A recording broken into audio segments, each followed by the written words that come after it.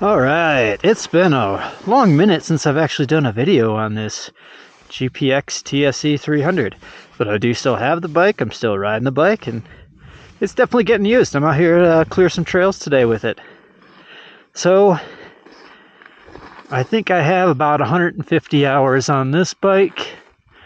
It's like 95 hours on this hour meter, and I had 50 or 60 on the previous 2 hour meters. So if I were to review this bike now, I have to do it in two parts.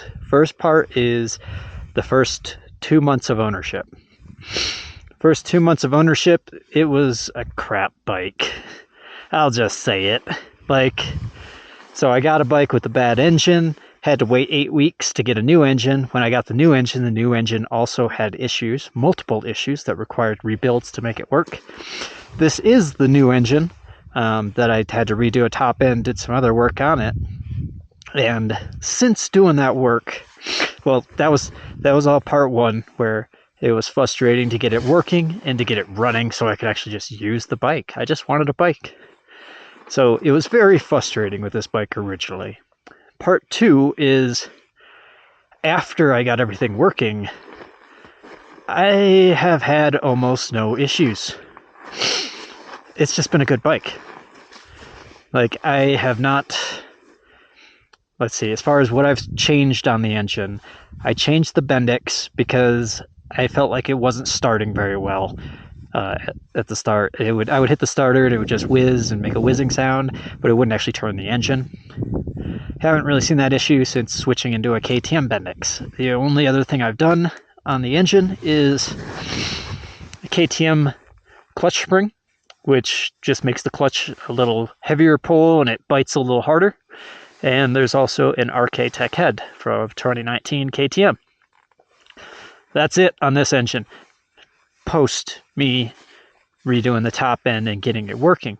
So once I got it working, it's been a reliable engine. I've done over 100 hours on it with zero issues. So there are, I can't say the bike's all bad. I can't say the bike's all good. Good news is I think it's a good bike right now, and it's a great trail bike. It does what I need. It's fun. It's light. I have no complaints. It matches KTM so well that I could swap any parts I want with KTM parts. The forks are KTM AER forks. I have a WP shock, but that is the OEM shock just because I revalved it and I wanted to use my own valving. But the wheels are KTM wheels, the brakes are KTM brakes. Interestingly, as far as the brakes, my KTM 500 at home, I think the front brake on this bike is better than the KTM. Rear brakes are about the same. Don't really notice any difference, but it's just funny with that kind of stuff. So overall, it's hard to recommend these bikes because of the painfulness when I first got it and working with GPX through that, and I didn't have a great time working with GPX through that. I didn't really enjoy myself, and that's kind of what started the end of my relationship with GPX, which I never felt like anything was horrible, but I just didn't they weren't very responsive. They didn't really seem to always care, and sometimes I felt like they did sloppy work. Specifically my shock. When I sent that shock to them to rebuild and they did not rebuild it at all, that I felt like it was very sloppy because I had to rebuild that shock myself. And again, I'm not saying I'm some master mechanic, but since I have rebuilded the parts on this bike, things have worked. I really do not trust GPX with anything on any of these bikes that they sell. I think they can sell a bike, but I think there's better mechanics out there and more knowledgeable people. Not trying to say they're bad people. I'm just saying there's better and more knowledgeable. And yeah, they're hard to get a hold of at times.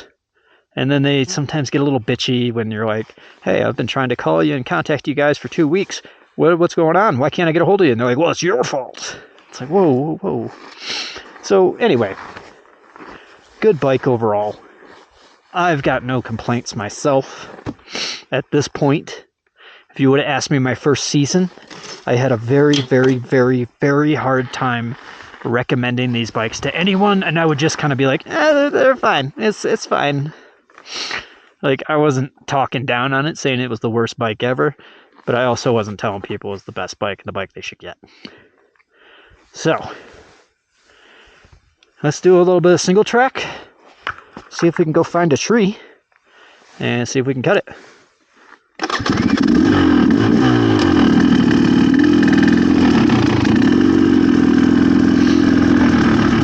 This bike is the engine is extremely easy to use. I mean, this is me in first gear. I just let it just kind of smooth. It's so smooth. Like, counterbalance on it is nice. Like, that's part of the reason why I like this bike more than my 500 is this one is just so smooth. I have a better suspension on my 500.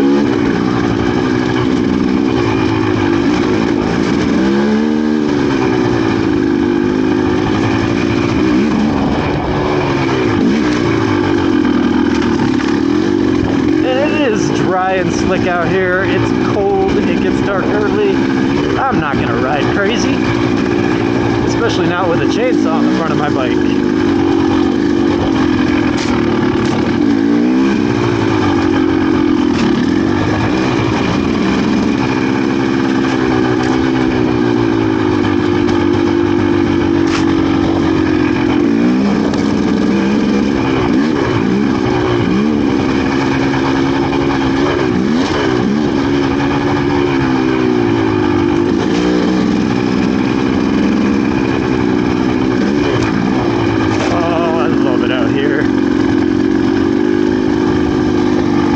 Just my special place, just being out here. Like, I'm literally coming out here to do work, and I'm like, yeah. But my work is involving me riding a bike, so it's like, yeah.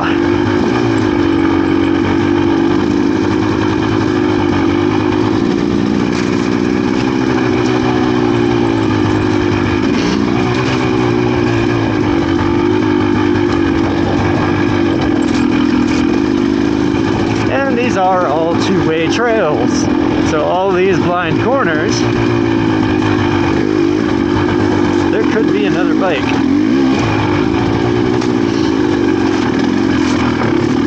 Probably not today, because it's a weekday.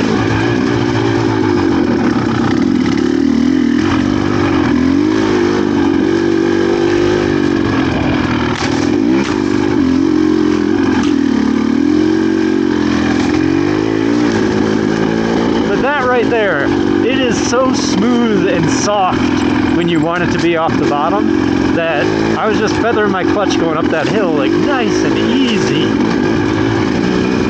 And it is, it's nice and easy and smooth.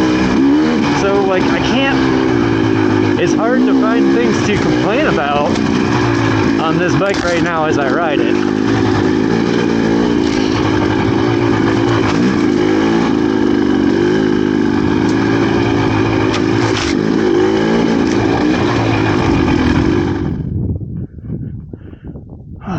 This area is too damn beautiful.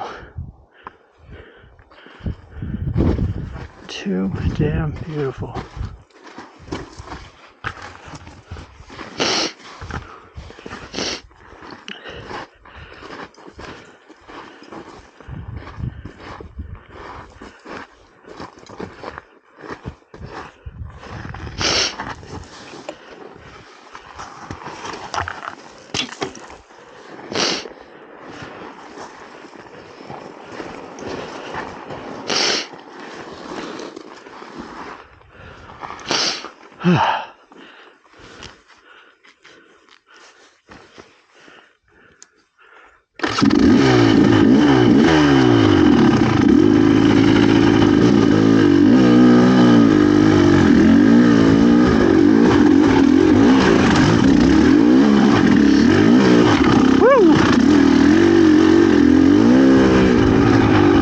Either I'm getting better or that used to be harder.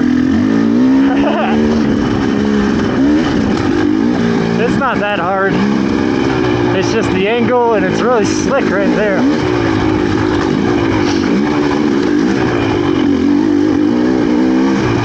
I think this trail's almost done.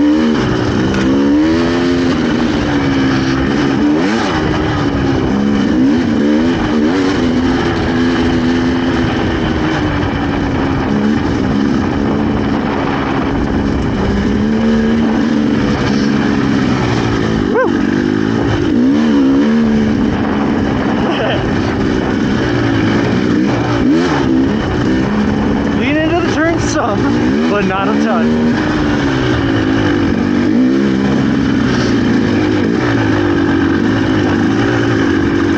I do realize I get kind of drunk on the noise of two-stroke. Like that noise, oh my god. It gets me going. I like the sound of a good four-stroke as well, but the two-stroke just sounds like fun.